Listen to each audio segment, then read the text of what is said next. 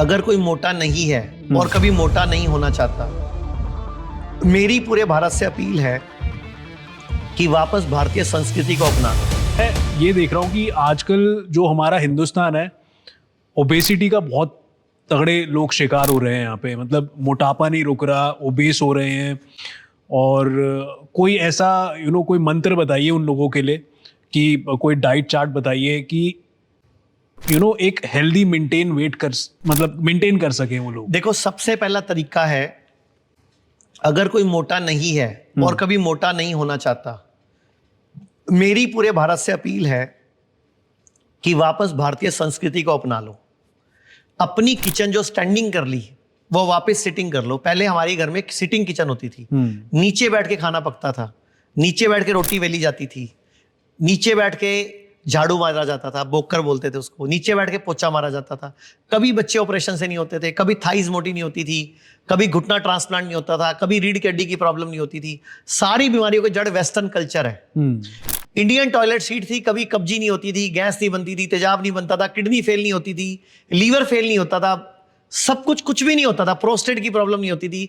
तो मेरी पूरे भारत से अपील है, अभी भी अगर आप कर सकते हो तो वापस किचन को नीचे बैठ के कर लो। अब आप सोचोगे आपका तो मॉडर्न हाउस है, तो भैया मॉडर्न हाउस में घुटने आपके बदले जाएंगे, रीढ़ की हड्डी का ऑपरेशन हो जाएगा, किडनी खराब हो जाएगी, तब क्या करोगे? वो ज्यादा अच्छा है कि किचन को तोड़ के ठीक करना ज्यादा अच्छा है? दूसरा, टॉयलेट सीट इंडियन कर लो, वापस पोछा झाड़ू शुरू कर दो घर का करना। अपने घर में नीचे बैठ के झाड़ू मारो, नीचे बैठ के पोछा मारो, भोजन नीचे बैठ के करो। अगर पलंग पे बैठ के भोजन करना है, भारत पलंग पे बैठ के भोजन करता है, जबकि पलंग पे भोजन पहले बीमार करते थे। मतलब पलंग पे भोजन कम मिलता था, जब बीमार होता था बंदा तो उसको उसके पलंग पे दे दिया था।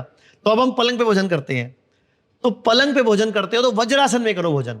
एक लकड़ी की चौकी बनवा लो इतनी ऊंची, वज्रासन में बैठ जाओ और आगे चौकी रख के खाओ। मैं कहता हूं पूरे भारत में कोई मोटा नहीं होगा, किसी को शुगर नहीं होगी, किसी को बीपी नहीं होगा, किसी को प्रोस्टेट नहीं होगा, किसी के घुटने नहीं बदले जाएंगे, किसी की रीढ़ की हड्डी का ऑपरेशन नहीं होगा। मतलब पूरा भारत स्वस्थ हो जाएगा।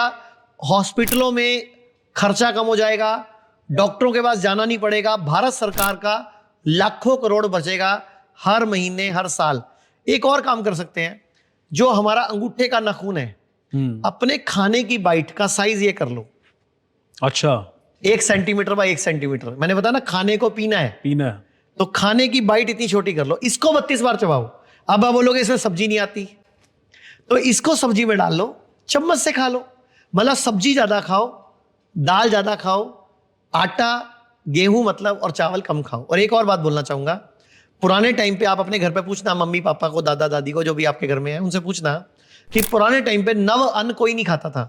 मतलब नया गेहूं नहीं खाते थे, नया चावल नहीं खाते थे, पहले उसको ड्रमों में भरते थे, पुराना करते थे।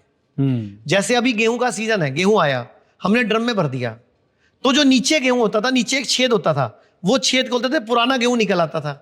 मतलब पुराना गेहूं 1 हफ्ते का निकालते थे, उसको 2 घंटे भिगो के रखते थे, फिर उसको सुखाते थे, फिर 1 हफ्ते का पिसवाते थे। 1 हफ्ते का क्यों पिसवाते थे? क्योंकि हफ्ते बाद उसमें कीड़े पड़ने शुरू हो जाते, सुसरी और कीड़े आ जाते थे। अब आजकल आप पिसा पिसा आटा लाते हो, एक तो नवन है, वो आप पिसा पिसा आटा लाते हो, नवन है, ठीक है, तो नवन एलर्जी करता है, ऑटो इम्यूनिटी करता है, कई तरह की बीमारियां पैदा करता है। और प्लस आटा लेके आ रहे हो, गेहूं नहीं ला रहे हो, उसमें कुछ केमिकल डाले गए हैं, प्रिजर्वेटिव, जो उसको खराब होने से बचाने के लिए डाले गए, लेकिन वो कैंसर कारक है, किडनी फेल कर रहे हैं, अस्थमा का पेशेंट बना रहे हैं आपको, लंग्स खराब कर रहे हैं, एलर्जी कर रहे हैं।